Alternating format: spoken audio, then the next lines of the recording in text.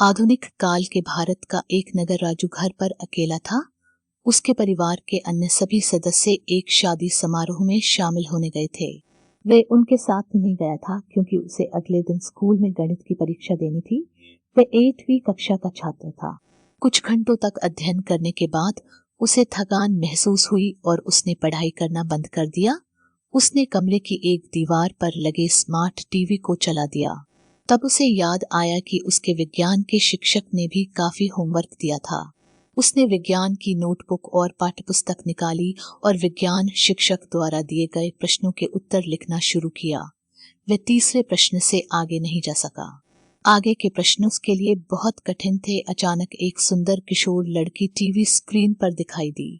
उसने राजू को संबोधित किया, राजू, अगर तुम चाहो तो मैं तुम्हारे विज्ञान के होमवर्क में तुम्हारी मदद कर सकती हूँ। उसे आश्चर्य हुआ। ये कार्यक्रम उसने पहले कभी नहीं देखा था।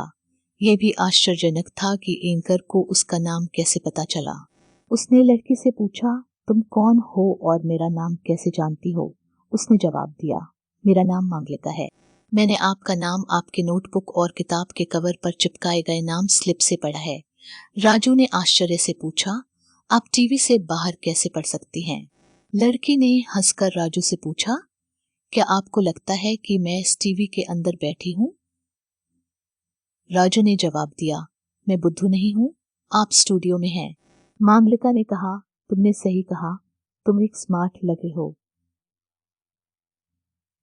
जू ने कहा, धन्यवाद। मांगलिका ने कहा, मुझे अपने विज्ञान के प्रश्न दिखाओ। राजू ने नोटबुक खोली और उसे मांगलिका को दिखाया। कुछ सेकंड के भीतर सभी सवालों के जवाब टीवी स्क्रीन पर आ गए। पृष्ठभूमि में मांगलिका ने कहा, तुम इन उत्तरों को कॉपी कर सकते हैं या मोबाइल फोन के साथ एक तस्वीर ले सकते हो। राजू ने अपने मोबाइल फोन से फोटो लेना पसंद किया। बाद में वह उसे लिख लेगा।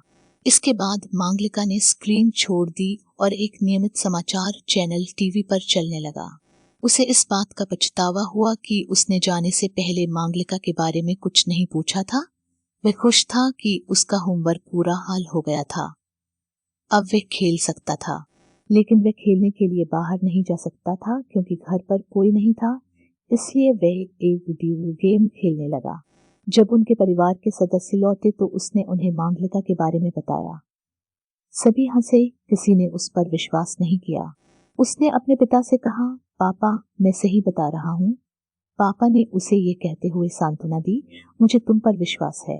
ये स्कूल के छात्रों के लिए एक ट्यूटोरियल प्रोग्राम होगा। राजू जवाब से संतुष्ट था। राजू के पिता एक वैज्ञानिक थे और एक उन्नत मिसाइल सिस्टम बनाने के लिए सेना के साथ काम कर रहे थे, जो भारत को दुनिया में एक सुपर सैन्य शक्ति में बदल सकता था। लगभग एक हफ्ते के बाद जब राजू टीवी रूम में अकेला था तो मांगलिका पुनः टीवी स्क्रीन पर दिखाई दी। इस बार भी उसने राजू का होमवर्क जल्दी पूरा करने में राजू की मदद की। फिर उसने राजू से पूछा, राजू, क्या तुम्हारे पिता के पास लैपटॉप है? राजू ने जवाब दिया, हाँ। मांगलिका ने पूछा, क्या आप मुझे दिखा सकते हैं? राजू ने पूछा, क्यों? मांगलिका, मैं एक लैपटॉप खरीदना चाहती हूँ, इसलिए मैं कुछ अच्छे मॉडल देखना चाहती हूँ। आधुनिक काल के भारत का एक नगर राजू घर पर अकेला था। उसके परिवार के अन्य सभी सदस्य एक शादी समारोह में शामिल होने गए थे।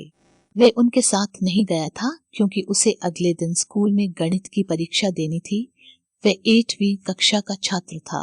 कुछ घंटों तक अध्ययन करने के बाद उसे थकान महसूस हुई और उसने पढ़ाई करना बंद कर दिया। उसने कमरे की एक दीवार पर लगे स्मार्ट टीवी को चला दिया। तब उसे याद आया कि उसके विज्ञान के शिक्षक ने भी काफी होमवर्क दिया था। उसने विज्ञान की नोटबुक और पाठ्यपुस्तक निकाली और विज्ञान शिक्षक द्वारा दिए गए प्रश्नों के उत्तर लिखना शुरू किया। वह तीसरे प्रश्न से आगे नहीं जा सका। आगे के प्रश्न उसके लिए बहुत कठिन थे। अचानक एक सुंदर किशोर लड़की टीवी स्क्रीन पर दिखाई दी। उसने राजू को संबोधित किया, राजू, अगर तुम चाहो तो मैं तुम्हारे विज्ञान के होमवर्क में तुम्हारी मदद कर सकती हूँ। उसे आश्चर्य हुआ। ये कार्यक्रम उसने पहले कभी नहीं देखा था।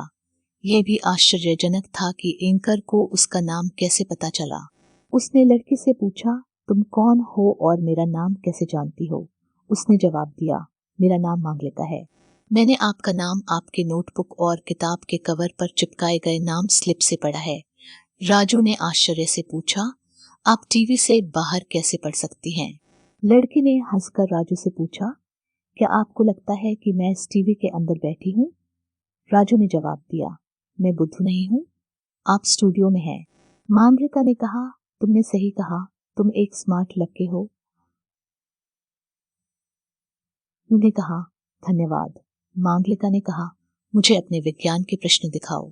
राजू ने नोटबुक खोली और उसे मांगलिका को दिखाया। कुछ सेकंड के भीतर सभी सवालों के जवाब टीवी स्क्रीन पर आ गए। पृष्ठभूमि में मांगलिका ने कहा, तुम इन उत्तरों को कॉपी कर सकते हैं या मोबाइल फोन के साथ एक तस्वीर ले सकते हो। राजू ने अपने मोबाइल फोन से फोटो लेना पसंद किया, बाद में वह उसे लिख लेगा। इसके बाद मांगलिका ने स्क्रीन छोड़ दी और एक नियमित समाचार चैनल टीवी पर चलने लगा।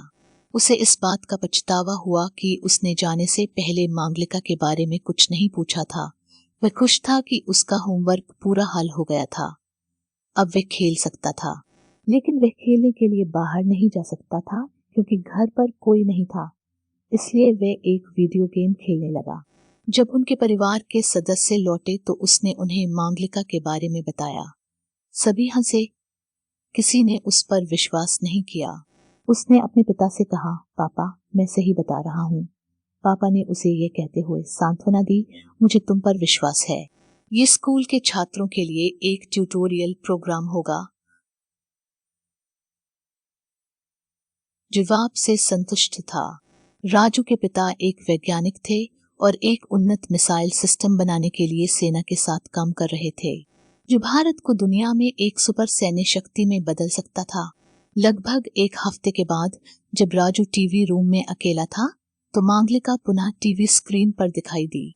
इस बार भी उसने राजू का होमवर्क जल्दी पूरा करने में राजू की मदद की। फिर उसने राजू से पूछा, राजू क्या तुम्हारे पिता के पास लैपटॉप है? राजू ने जवाब दिया, हाँ। मांगलिका ने पूछा, क्या आप मुझे दिखा सकते हैं? राजू ने पूछा, क्यों? मांगलिका, मैं एक लैपटॉप खरीदना चाहती हूँ, इसलिए मैं कुछ अच्छे मॉडल देखना चाहती हूँ।